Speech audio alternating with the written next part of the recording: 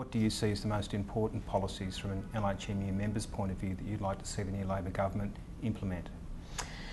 Look, there's probably a whole raft of general things as well as quite specific industry issues, but at the very minimum, what certainly took our members' focus and activity over the last couple of years has been the unfair workplace laws that were introduced under the Howard government. Laws that basically took away basic human rights from people's capacity to have a voice, to act collectively, to have any sense of respect in the workplace, fairness in their employment relationships. And so clearly I think there's a community mandate to fix that problem and for this government to change those laws and introduce fair workplace laws. And we've got to be central to the discussions around that, because our members in particular face some really big barriers in the workplace. We've got very casualised labour markets in a whole range of our industries. A lot of our members don't have job security, their hours are uncertain, their wage packet every week is uncertain. So we need to make sure that the laws are fair, but they also speak to the needs of members in our particularly our service sector areas. There's also specific areas as well when we get to areas like procurement. A lot of our members working in areas like catering, childcare, cleaning, security are very reliant on contracts. And one of the biggest contract sourcer, if you like, in the country is government. And so we need to ensure that we can introduce really fair and equitable and just contracting systems through the government procurement of services to ensure that our members can actually retain fair and secure jobs and conditions in the workplace.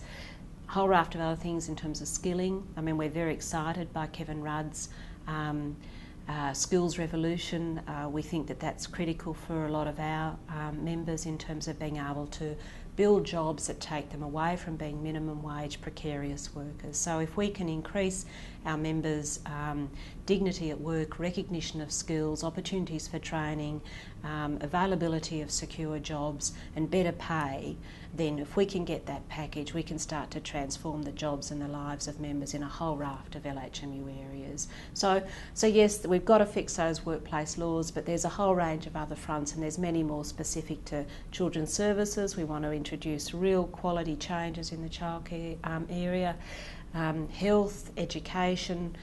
You know, there's lots of areas we need to work on. So a change of government can make a difference, but to what extent can LHMU members depend on the federal government or any government to provide fairness in the workplace and improve living standards and working conditions? No one gets anything by sitting back. I mean, and that's why people join a union. They join because they understand that working together we have an opportunity to make change, redress unfairness and win the sort of conditions and society we want. That applies equally with a new government. This new government is not going to hand us anything on a platter.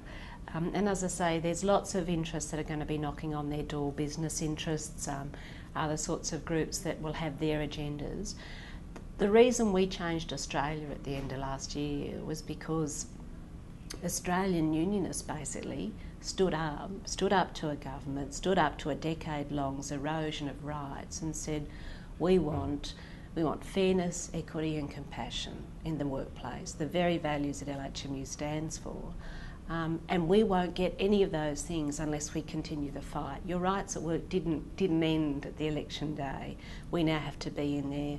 We have to be lobbying, we have to be campaigning, we have to be working in our industries with our employers to ensure those laws now become reality. So it might be a well-intentioned government, but it won't deliver without our support, without our pressure, without our campaigning.